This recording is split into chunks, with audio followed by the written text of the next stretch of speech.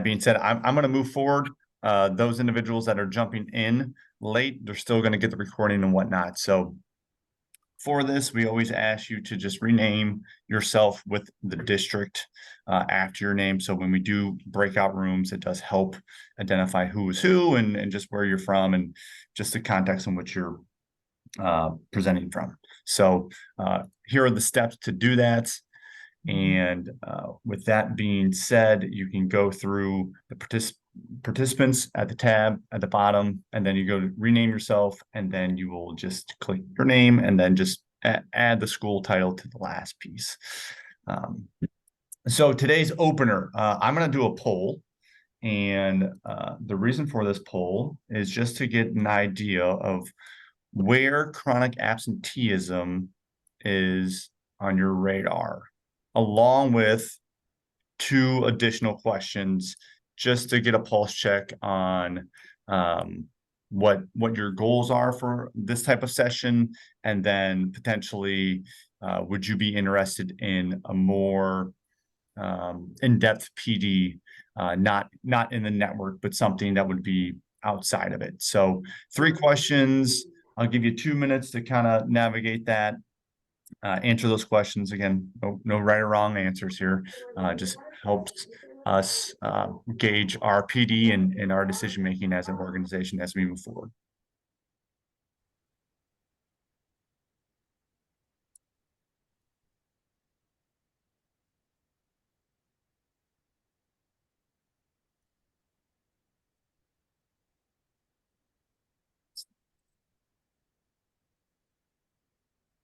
A lot of people in.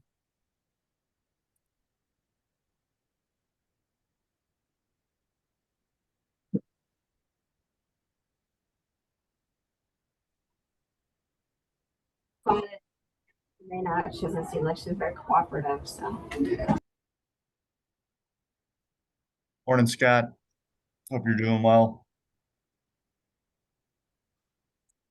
Again, if you're jumping in right now, you should see a poll that is being provided to you just to give you a heads up on kind of the goals for today. Also, your ideas of if it's a building or district priority, and then potentially what you would want to see as we move forward with this. So I'm going to leave that open. I think that once you submit it, it should go away from your screen. Does that seem correct for anyone who wants to come off mute? Gonna some head nods. Okay. Awesome. And just what I'm seeing is that it typically is a high priority out of the 12 people that have a 9 out of 13 people say it's a high priority for their building or district. We're looking at strategies and interventions related to chronic absenteeism. And yeah, it looks like there could be some interest in some more PD on this. So thank you for that. That kind of helps guide us as we move forward as well. You know, chronic absenteeism is a big thing. So we're gonna talk about that today. Some of the housekeeping things. So today's presentation, all these links will be interactive. So if there's any pictures of anything, they will typically take you to a certain website or source that you can have interactions with, and that will be important for us later on as we're accessing data. So this link will get you there. Additionally, if you missed last session about tier 2 interventions, and that was with Erica and Linda. I believe Miki had a part in it too, speaking. So there are some pieces here that if you missed it, these links will take you to the recording.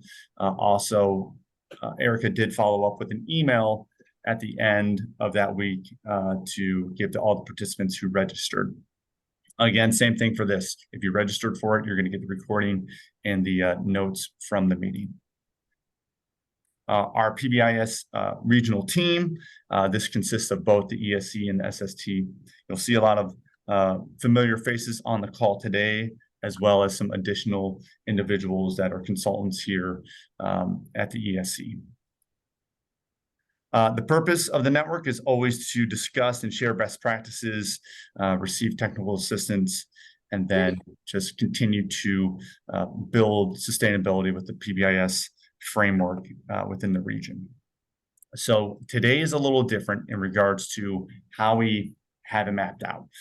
A lot of the people that will be discussing today and being part of this have been going through some extensive training regarding chronic absenteeism.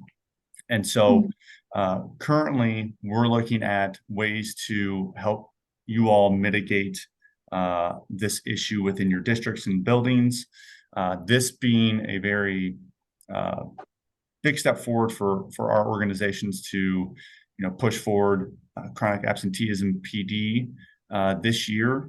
As we know, it's an initiative from the state as well as many districts throughout.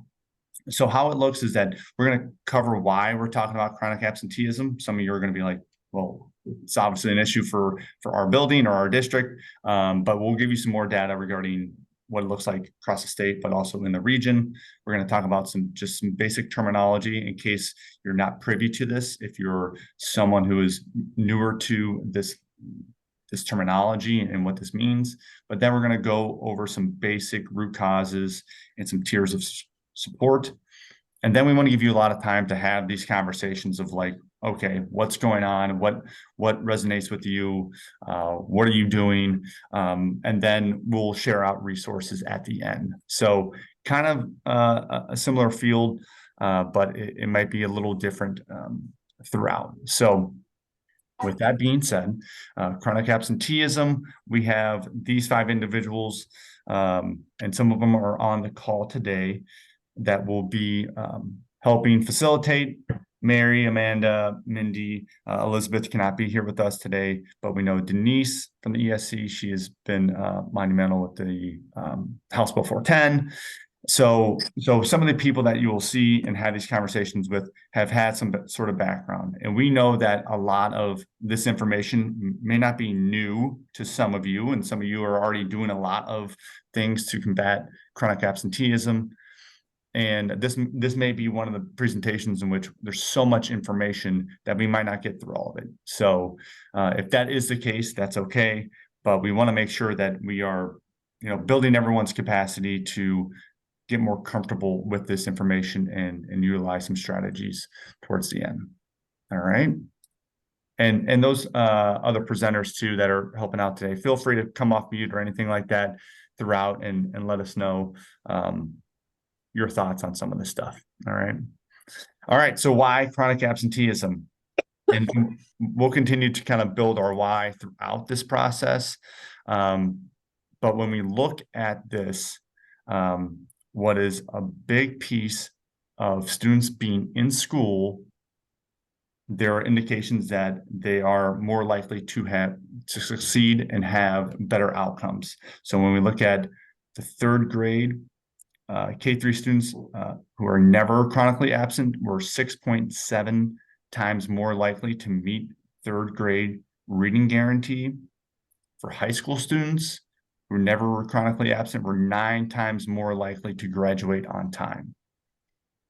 I want to, and I'll let you read this slide for a second and maybe let it resonate with you to see if there's any ahas from here. And if so, you can always drop it in the chat too, if you don't feel like comfortable coming off mute. And some of you may be thinking, yeah, that makes sense. All right. And it does.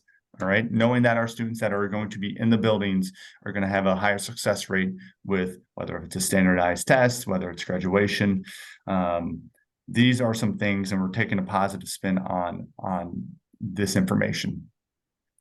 So with that being said, some basic terminology when we look at chronic absenteeism, and we're going to really break it down here of what it is. So you may hear a variety of terms when it comes to attendance, and chronic absenteeism is going to be a culmination of excused, unexcused, and suspensions. So anytime that a student is out of school, that is going to, or they missed instructional time, that is going to be counted. Attendance rate is going to be the percentage of enrolled students present throughout the school year. So if you look at the data from the state report card, you'll see both of those indicators next to each other. What is the building or district's attendance rate next to the chronic absenteeism rate? Truancy specifically is looking and focused on only unexcused absences. So those individuals that are working with students that may have plans after they hit certain thresholds throughout the year of unexcused absences, whether you have an attendance officer or that's being delegated by the assistant principal or whomever, social worker, those are the things that those hearings are typically focused on, are the truancy piece. And House Bill 410 is the Ohio law that was enacted in 2016 to combat chronic absenteeism. All right, so some basic terminology. Some people would consider that these two terms are interchangeable, chronic absenteeism and truancy, but they're not. Again, chronic absenteeism will encompass truancy, and there's a big emphasis with truancy focusing on compliance with school rules, where when we look at chronic absenteeism, we're trying to find a community-based some positive strategies to get our students back into the classroom. And if I failed to mention it, but this idea of chronic absenteeism is focusing on any reason why a student has missed school that puts them academically at risk. So some things to think about are how are your policies impacting your work. These can be very important as we look at this starred piece against the suspensions. When we focus on PBIS and all these aspects of creating a climate, suspension does tie into there, and there is some verbiage regarding how suspensions are adult behaviors. However, to dive in there, we want to look at what can we impact in this as we move forward. So part of this is knowing that chronic absenteeism is missing 10% of school, or 18 days. So if each little icon of a person was 1 day of school, it would be one row of this. So 10% of school is being missed. All right, and then this one is just kind of teasing out a little bit more what these terms were. Truancy, chronic absenteeism, all the things that we've mentioned. The daily average attendance would go back to the attendance rate. So here's another way that can be presented to either your staff or parents, however you want to use this information. All right, so still building on the why. Big piece of this is going to be our data. And here is the yearly trend for Ohio. I want to take a minute here, and I want you to look at it. We're going to give your reactions here in a second. But if you're looking at this, the red line is indicating chronic absenteeism. And then the blue bars are how many students. What is it? What is it? Open your mouth. I believe that might be the hours missed. So with that being said, give me your reactions to this. What do you think? What are you thinking about when you look at 2018 to 2023? There can be some basic observations from it too. The impact of COVID. Yeah, COVID, when we look at the 2021 year and noticing that it climbs up. What's interesting is that, so this information that we've gathered is not only from the Ohio Department of Education and Workforce, but also another group called Attendance Works. And they've indicated that the year with COVID, that those numbers are actually probably higher because we didn't really have a good measure of how to collect that information. When students were remote for that second half of the year, we didn't really have a good measure of, all right, what is the definition of students being present in class? How do we mark them absent? So some of those numbers during the COVID years were definitely could be skewed a little bit. But yeah, when we look at coming back 2022, look at that number. That's 30% across the state. All right. Now we do see a trend kind of going back down, which is a positive, but still 26, almost 27% of our students are chronically absent. And any other takeaways from that? Thank you, Ms. Dixon, for sharing out.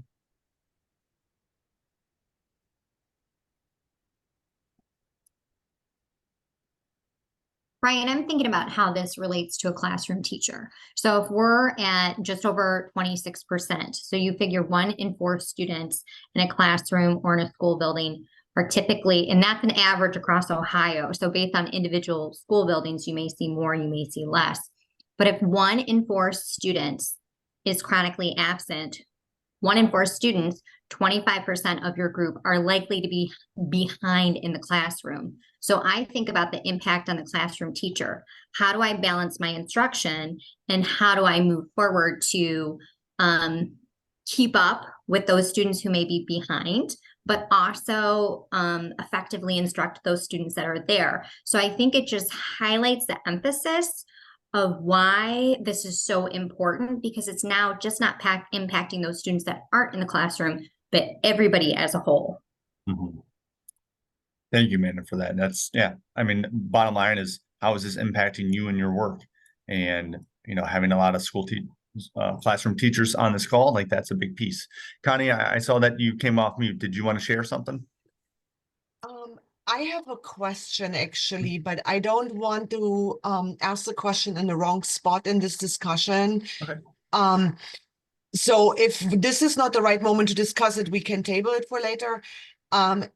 So I am very, very concerned about chronic tardies and late to schools as it relates to absenteeism, because we are reporting minutes. We're not reporting days, we're reporting minutes.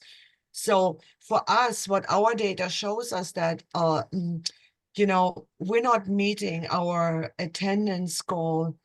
And a large part of this are chronically tardy, late to school students. We're not talking a minute or two.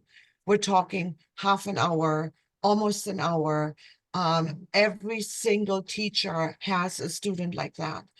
And that really impacts instruction a lot. Student comes in late, has missed half an hour of instruction, got to bring him up to speed, all this kind of stuff.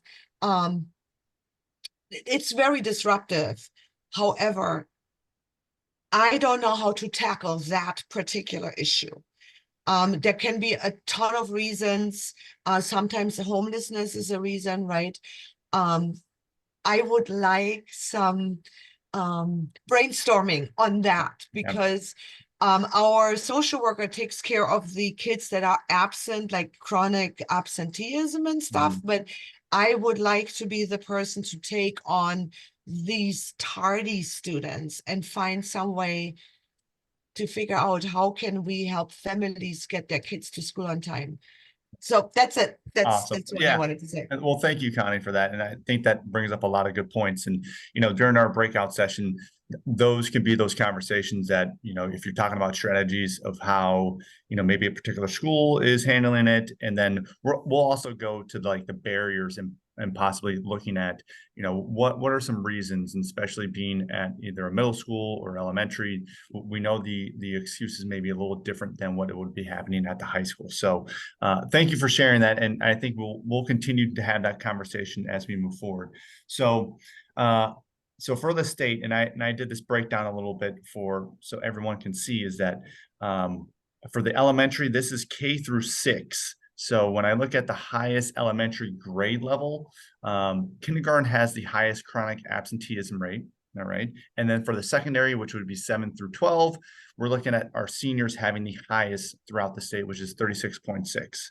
And then I did break it down into other group populations, such as race, EL status, and the additional categories is going to be homelessness, economically disadvantaged, and students with disabilities.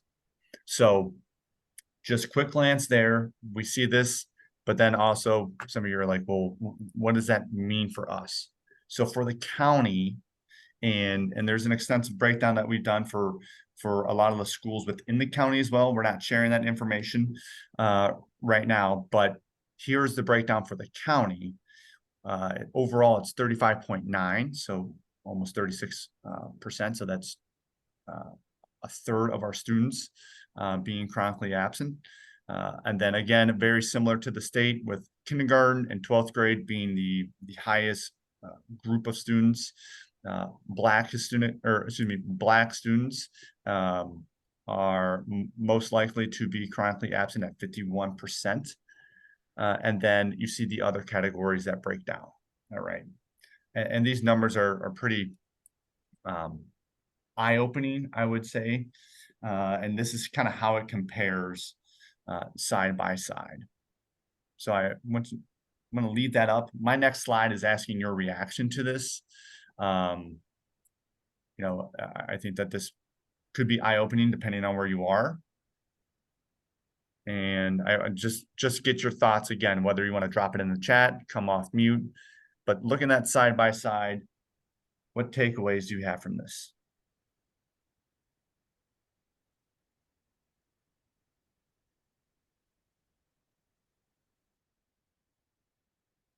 Or what questions might you have based on this?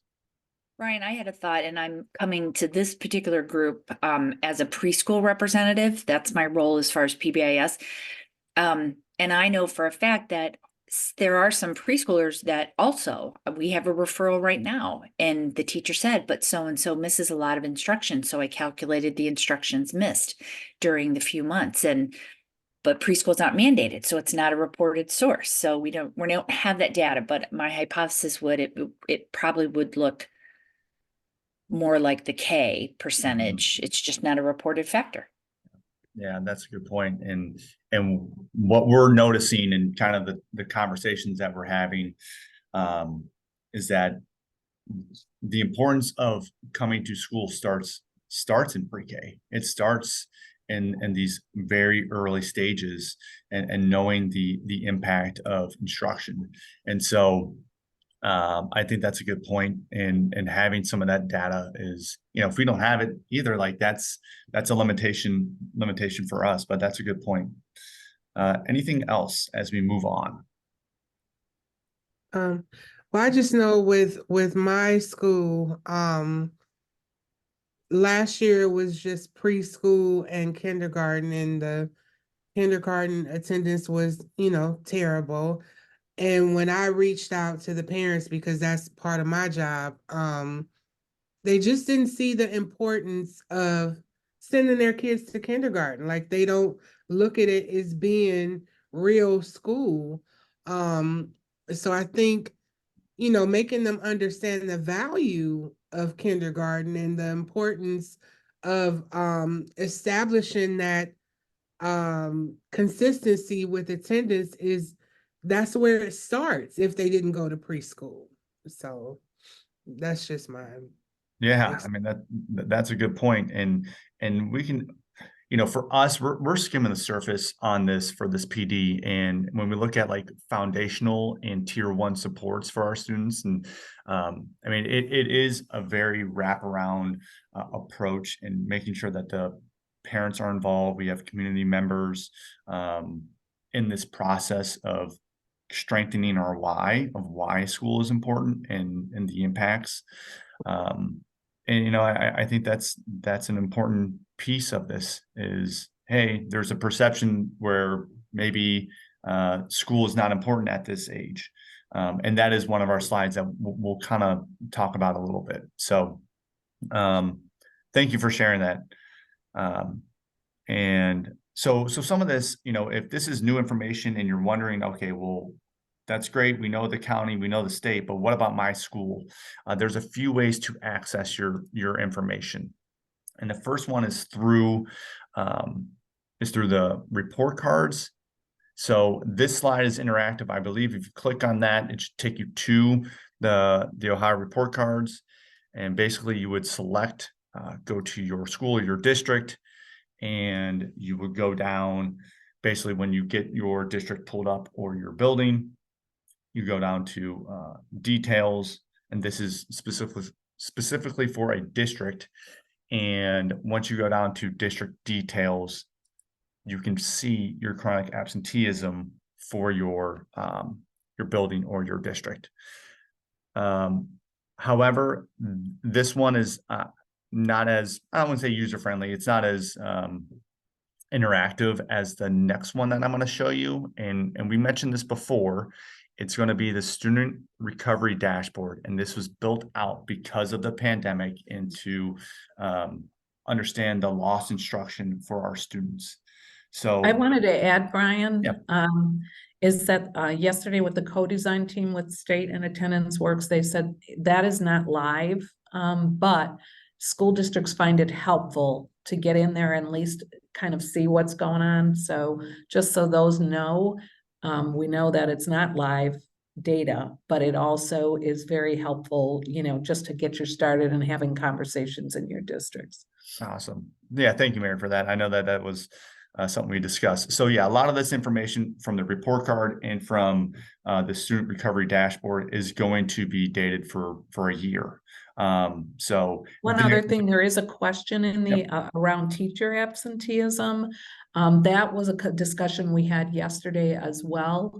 And I know the state is Patrick Hickman, who's the lead. They are looking at how do you support districts around that issue, because it's like, how do we get that through that April slump, when everybody is like done and ready to be gone, in June. So it's another, how do school districts work on that? Yeah, good question, and that's a good one.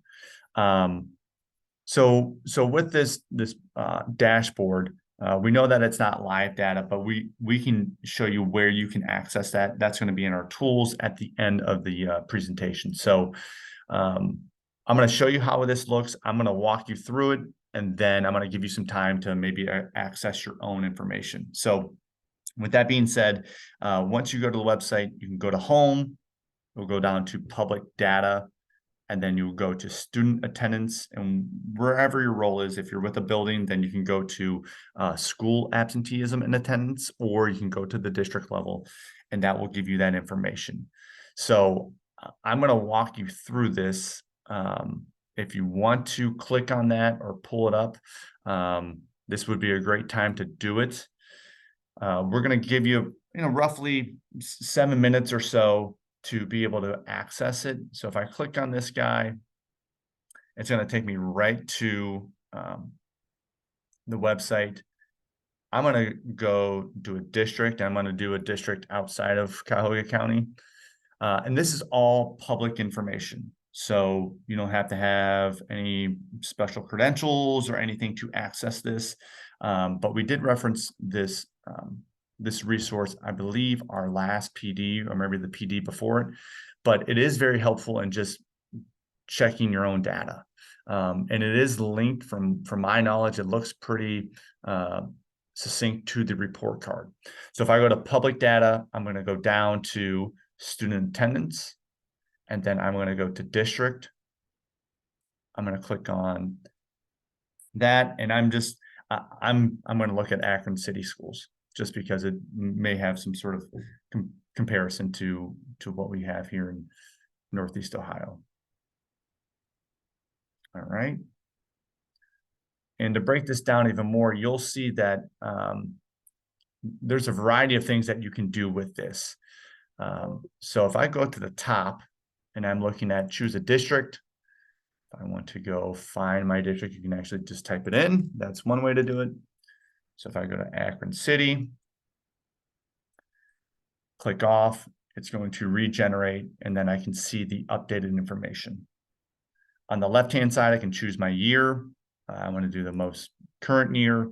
And then you can see the breakdown of each category from male, female, to grade level, to race, ethnicity. We talked about EL status before, and then some of the other additional categories. So when we look at this, this is a good way to, okay, where do we start? All right, well, looking at, my focus a lot of times is looking at students with disabilities and looking at the rate compared to non-disabled peers. So when we look at this information, this is kind of our starting spot. Down here, there's some opportunities to look at more graphs and whatnot. So this has been a very helpful tool in regards to understanding your building, but also your district. Okay, so I want to give you some time to play around on this. And if you have questions, feel free to come off mute. I put in 7 minutes. I might cut that down a little bit. I got music apparently. That's cool. So if you need help with this, feel free to.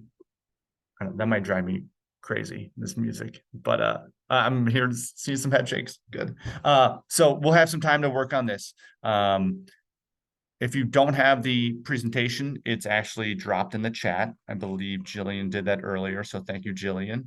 I'll redo that again. So yeah, so go ahead. Your time is now to get in there, try that tool out, and see what you can find. Brian, there's a question in the chat about the increase in absenteeism. And, statewide, we see a huge spike from in that 2022 school year. Mm-hmm. And then we've seen like a little bit of a decline. But any thought, any reason regarding the research? I know a lot of data is still out there. And there's a lot of, because it's recent, but any thought regarding the reasons behind that? I wonder if, Scott, maybe if you can come off mute. Are you saying from our, yeah, I'm trying to think. Just looking at the 2000, COVID impacted the schools, no doubt. And so, of course, you'd see like a surge in absenteeism 21, 22. Mm-hmm.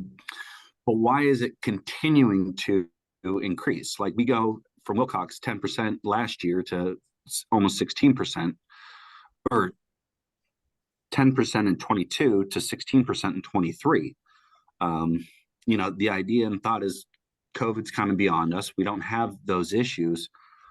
I guess what is the trending reason that this is happening? And to Amanda's point, it's happening statewide too. Yeah. Well, and nationally, it's not just statewide. These are the same trends nationally. Yeah.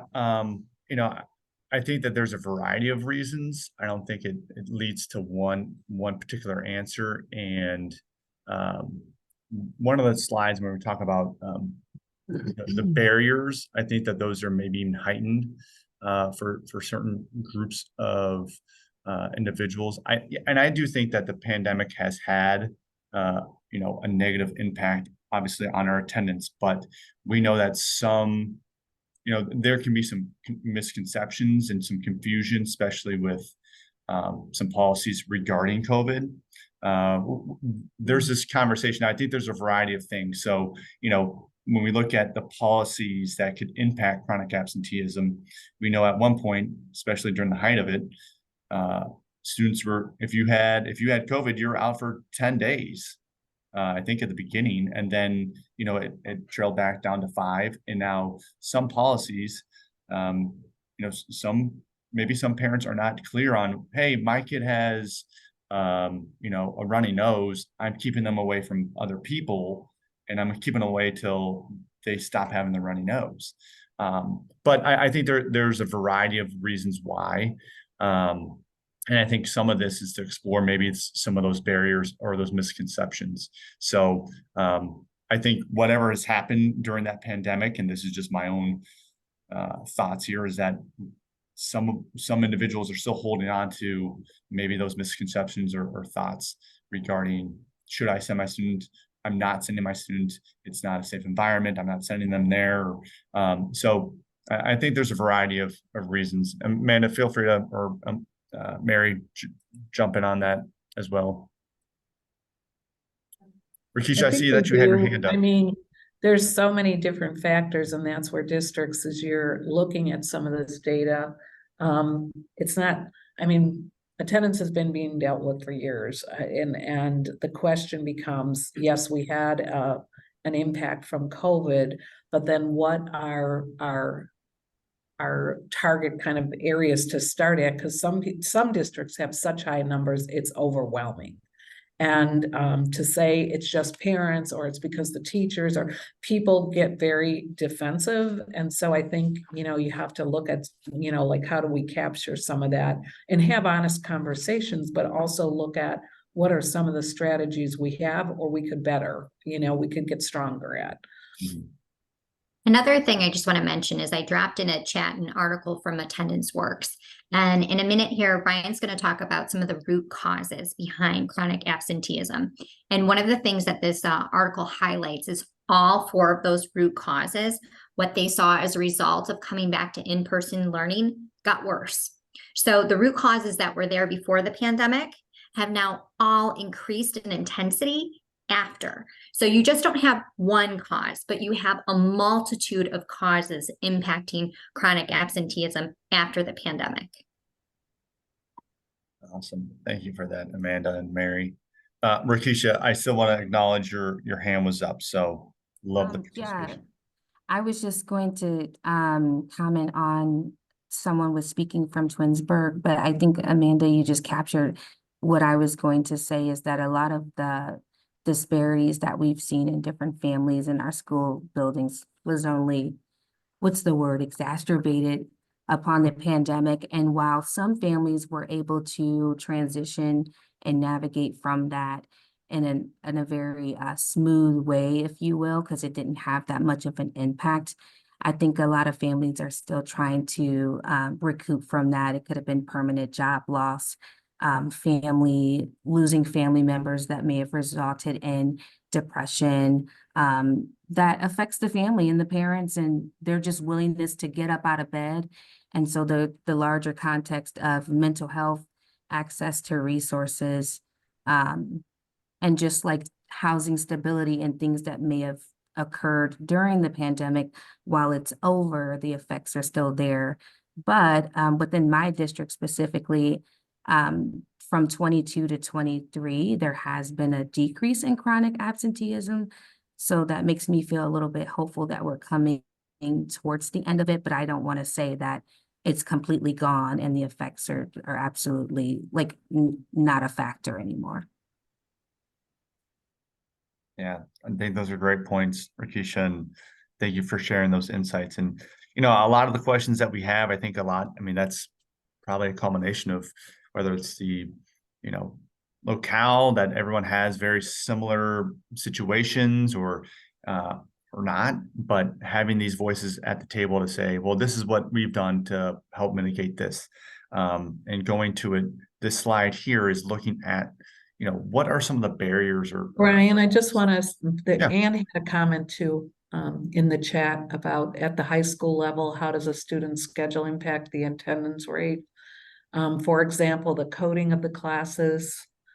On the back end, is it possible that some schools are coding things incorrectly? Early out, late start for scenarios, for example.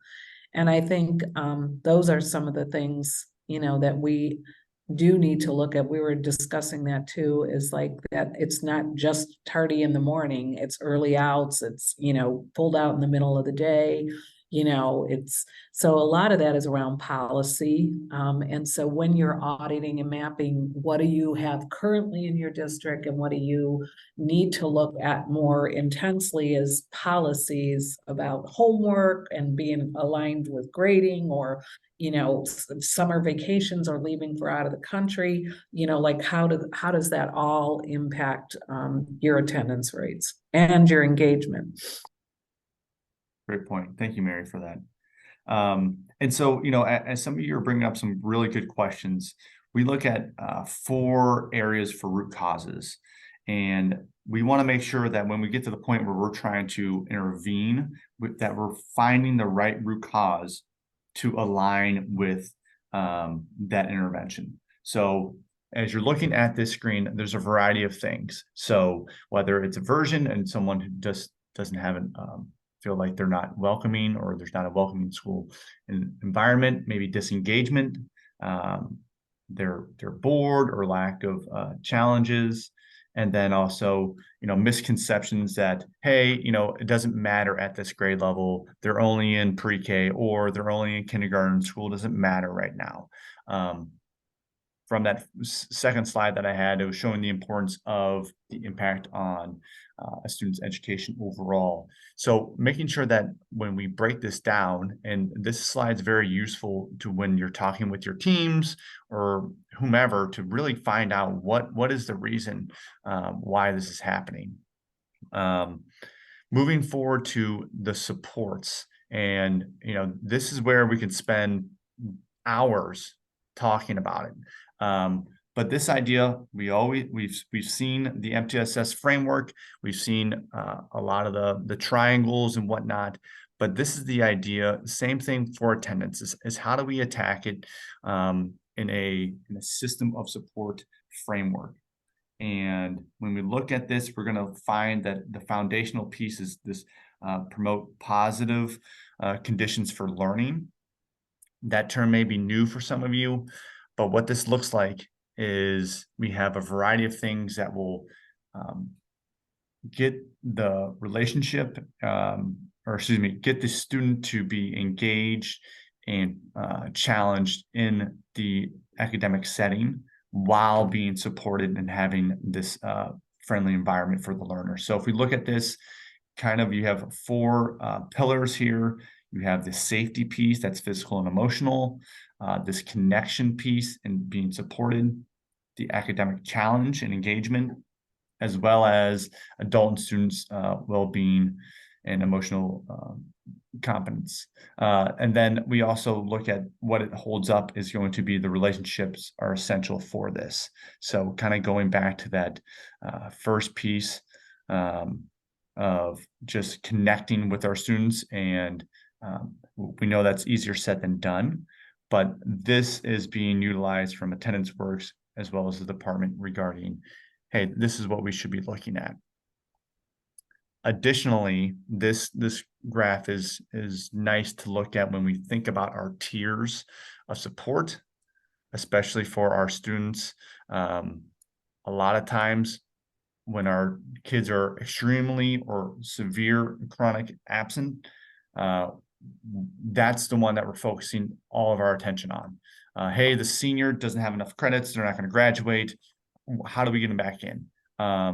Where districts have historically focused on that, but we also want to look at the moderate numbers to have positive impact at early interventions. So if they're hitting these triggers early on, that's when we need to be looking at it as a team to intervene earlier, and not just wait until, oh, they hit 65 hours or they're truant. So those pieces are important to stay on top of. Yes. And when we talk about a team, a lot of people are wondering, like, well, where does this live, and how does this resonate?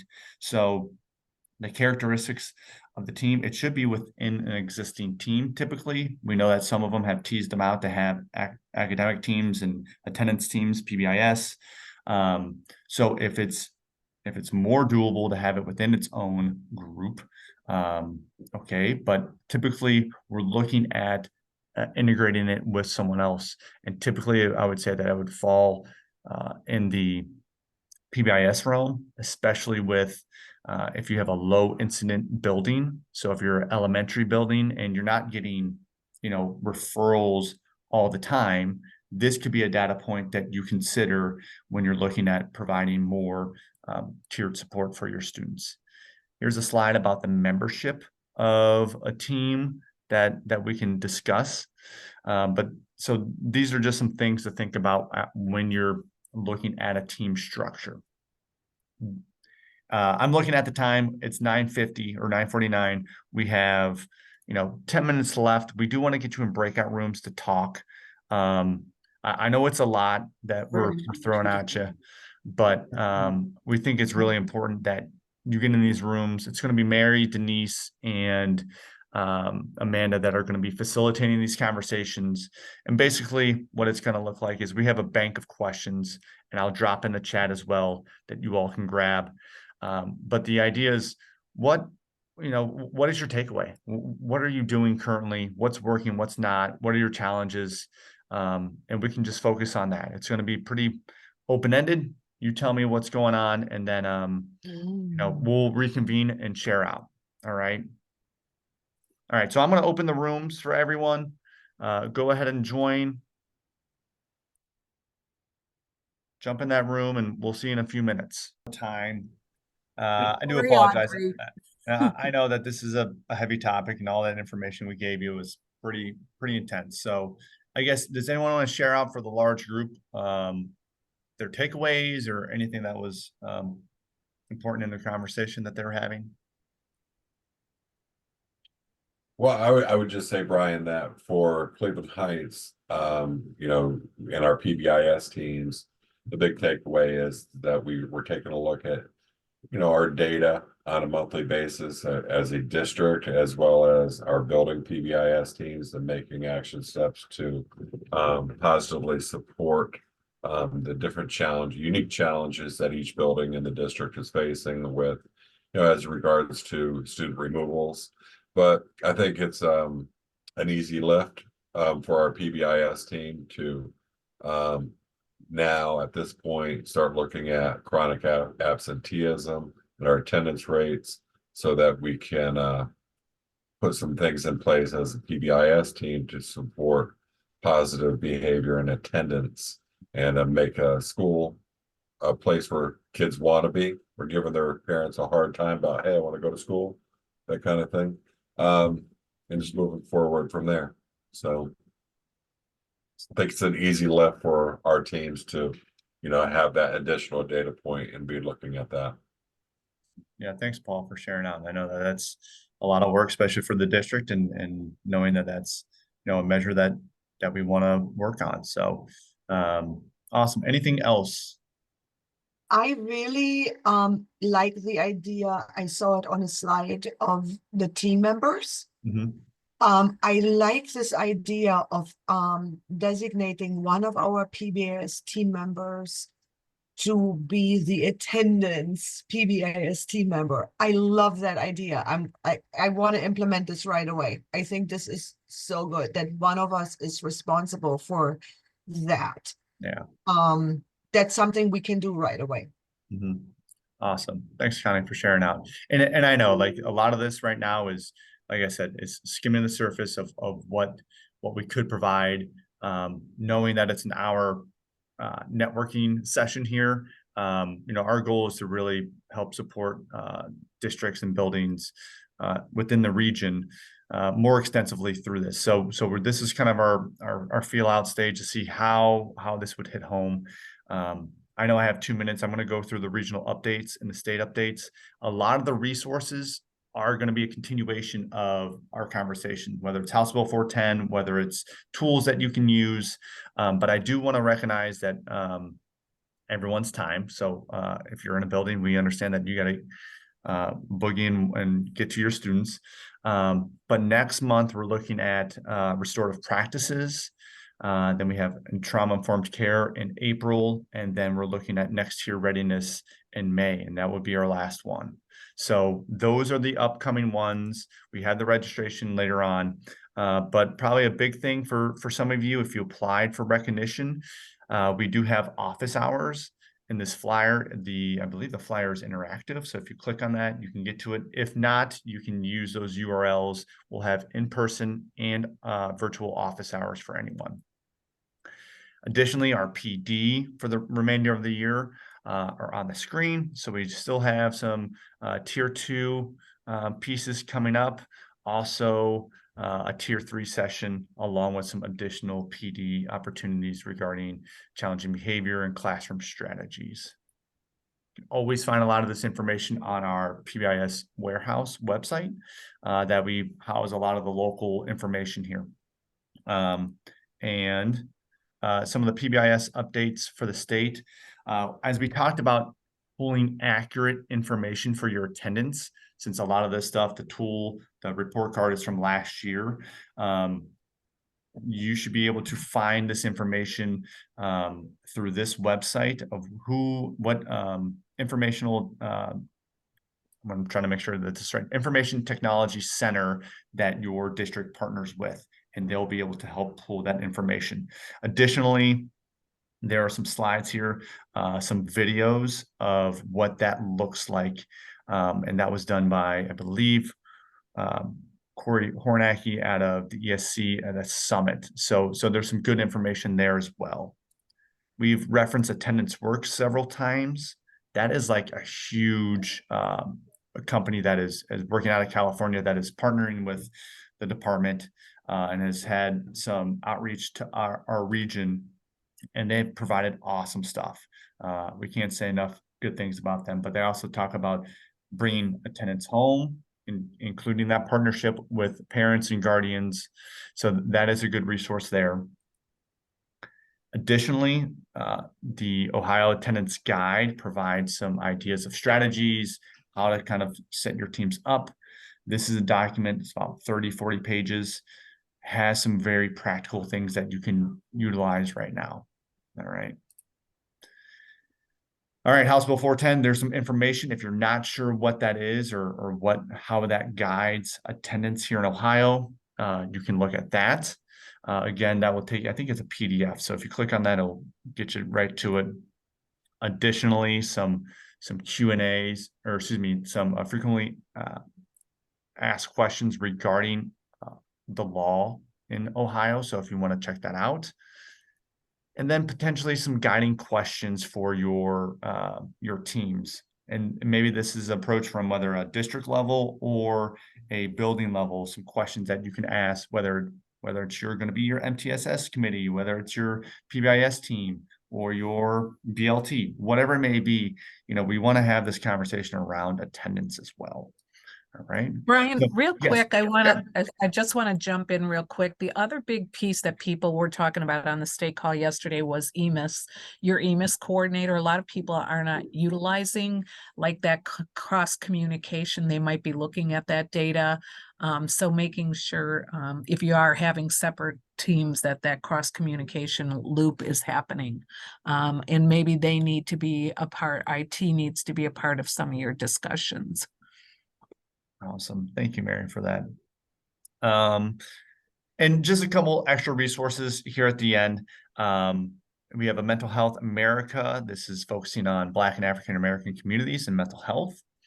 Additionally, there are the Family Engagement Center that is looking at these trends of family school partnerships. So this is a pretty unique grid right there that you can use to evaluate where your district is or your building. Additionally, you might have saw this last time, the drug use trends in Ohio. There is an interactive website there that you can look at. Additionally, there's a 3-page fact sheet on how to promote positive childhood experiences to combat ACE, which is the adverse childhood experiences on this website. Last couple, we have Black History Month going on, and here are some resources for teachers to use or articles that administrators can read and add into their practice. Additionally, yesterday started the Random Acts of Kindness Week, runs through the 20th.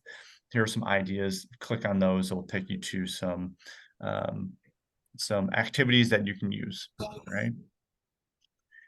The slide, you can register here for our next session. And as always, we always appreciate any feedback that you have. I felt like we're sprinting this 72 slides here. We want to get it to you. Hopefully it doesn't make you feel overwhelmed, but we're here to support. We know it was fast, but if you have any questions, feel free to reach out to us regarding attendance. We would love to support you in any way. So if there is anything that you need additional help with, whether that's accessing data, whether that's navigating those websites or going through some of the tiered support, feel free to email me and we can have those conversations. In the meantime, it's 10:05, so I owe you 5 minutes. So if you could, we appreciate the feedback, always do. And you can look for my follow-up email tomorrow. All right. So if you want to hang on, you're more than welcome to. If you have any questions, if you got to go somewhere, hey, thank you for the hour and 5 minutes. And we'll see you next time. I'm gonna hop off. I got students lined up already. Thanks. Nice to see everybody. It's always nice.